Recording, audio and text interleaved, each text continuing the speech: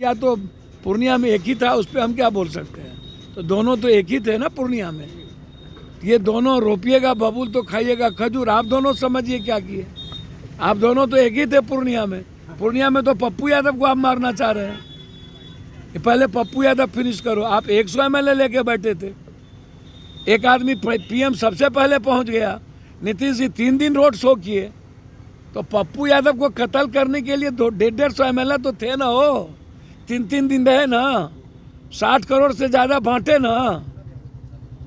India की hot seat बना दी ना आप लोगों ने। तो समय बताएगा। TV24 एक्सप्रेस में आपका स्वागत है। मैं हूं आपके साथ दीप्ति। आइए शुरुआत करते हैं खास खबर के साथ। एक दिवसीय दौरे पर पप्पू यादव पहुंचे गया।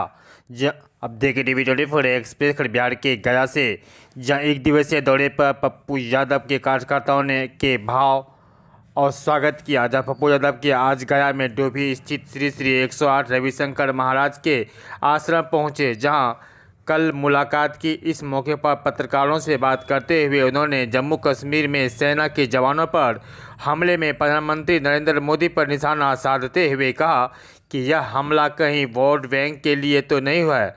उन्होंने कहा कि क्या आप जवान की शहीद कर वोट की राजनीति करेंगे? कितने जवान शहीद होंगे एक व्यक्ति के लिए, राजनीतिक पार्टी के लिए और कुर्सी के लिए?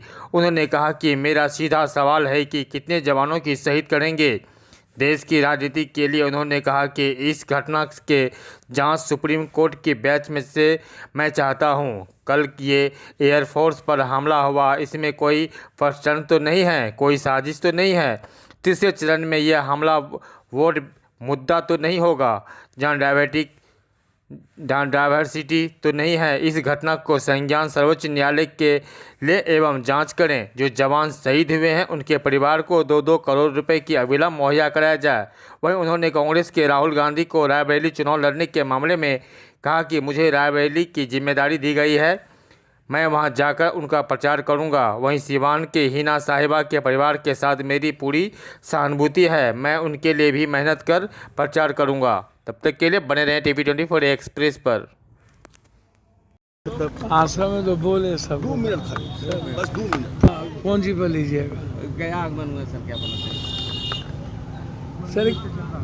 गया आचार्य रविशंकर जी से संवाद है बिहार के डेवलपमेंट को लेकर। कैसे हम लोग बिहार को साथ मिल के काम करेंगे,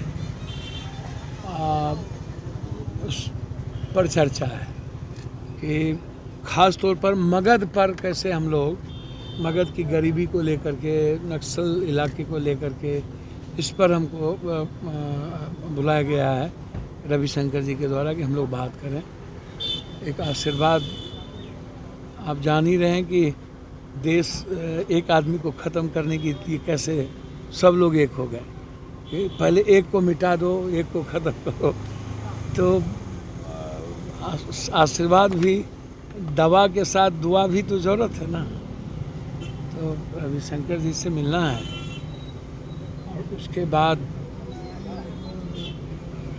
कैसे इंडिया गठबंधन की सरकार बने, राहुल गांधी जी के नेतृत्व में कैसे देश मजबूत हो, इसको लेकर के हम लोग बढ़ेंगे, काम करेंगे। सर रोहरी चलिए देखिए, मैं किसी के चुनाव प्रचार में नहीं, हमें तो कांग्रेस के चुनाव प्रचार में मुझे जाना है। ख़ास तौर पर मुझे जिम्मेदारी दी गई है रायबरेली में, वहाँ भी धनबाद और गोड्डा, कुछ जगहों पर जाना है। रोहिणी आचार्य जी हों या मिश्रा जी हों, मेरे जो भी दोनों जगह नेता होंगे, मैंने कहा कि आप एक गिलहरी का काम कीजिए, आप मदद करें। मैं राजनीति में इस तरह की गंदी राजनीति नहीं करता हूँ कि सब एक होकर के एक व्यक्ति को ख़त्म किया जाए। यह चुनाव 2024 का है, 25 का चुनाव नहीं है। और हमें अभी 24 के चुनाव के तहत देश देखना है। महिलाओं की सुरक्षा और उसकी महंगाई पर बात है, युवाओं पर सवाल है, किसानों के मुद्दे पर सवाल है। पप्पू यादव मुद्दा नहीं था, देश भर के लोगों ने पप्पू यादव को मुद्दा बना दिया, कोई मतलब नहीं था। तो मेरे लिए तो सीधा सवाल है कि चाहे वो कांग्रेस हो, CPI हो, CPM हो, और एक सीट है मेरे लिए, सीधा सवाल, वो है सिवान। शहाबुद्दीन जी के परिवार के प्रति मेरा कमिटमेंट है और वो रहेगा। उसके बाद मेरा पूरा समय कांग्रेस के लिए एक सच्चे सिपाही की तरह, रायबरेली के बाद जहाँ भी जिम्मेदारी दी जाएगी, 8 को हम लोग रायबरेली चले जाएंगे और उसके बाद जहाँ भी जिम्मेदारी दी जाएगी वहाँ हम लोग उसको निभाएंगे। लेकिन सबसे बड़ा दुख इस बात का होता है कि जैसे कल चुनाव नहीं रखा गया। चुनाव में जिस तरीके से राजीव जी की शहादत को गाली देना, इंदिरा जी को गाली देना, जेबर बिछवा देंगे, सोना ले लेंगे, मुद्दे से बिल्कुल अलग, और नफरत की राजनीति। अब मुझे आश्चर्य लगता है कि गोधरा का जीन 20 साल के बाद क्यों निकल रहा है। जब सारे मुद्दे खत्म हो गए तो उनके पास गोधरा का मुद्दा नया आ गया। ये क्यों भाई? इस तरह के बकवास बातें आप क्यों करते हो? आपने 10 साल में क्या किया है उसको क्यों नहीं बताते हो? गोधरा मुद्दा नहीं, तो इसका मतलब है गोधरा को जो मुद्दा बना रहे हो, पुलवामा में आप फंस चुके हो, तो पुलवामा की बात नहीं करोगे। फिर कल हमला हो गया। ये चुनाव में ही हमला क्यों होता है? चुनाव में ही हमला क्यों बढ़ते हैं? देश के प्रधानमंत्री जी बताइए ना। आप कहते हो कि मेरे रहते हुए दंगा नहीं हुआ। कितने दंगे हुए देश में, कितने हमले होते हैं, और चुनाव आते आते हमला बढ़ क्यों जाता है? और जब तीन आपने देख लिया कि नरेंद्र मोदी जी की जमीन और हवा खत्म हो गई, तो फिर हमला बढ़ गए। ये क्या मैच फिक्सिंग है क्या? अब जवान को शहीद करके आप वोट की राजनीति करोगे? कितने जवान शहीद होंगे एक राजनीतिक पार्टियों के लिए और व्यक्ति के लिए और कुर्सी के लिए? हिंदुस्तान के कितने जवानों को शहीद करेंगे ये पॉलिटिशियन लोग? मेरा सीधा सवाल है।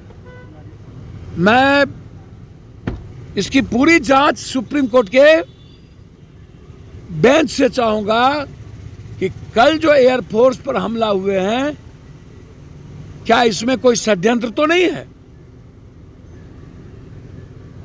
कोई साजिश तो नहीं दिख रही है कि तीसरे फेज में ये हमला सिर्फ वोट मुद्दा तो नहीं होगा, डाइवर्सिटी तो नहीं है? इसीलिए सर्वोच्च न्यायालय संज्ञान ले, इसकी जांच करे। जो जवान शहीद हुए हैं उनको 2-2 करोड़ रुपया के साथ इस पर किसी भी पार्टी को राजनीति करने की इजाजत नहीं मिली।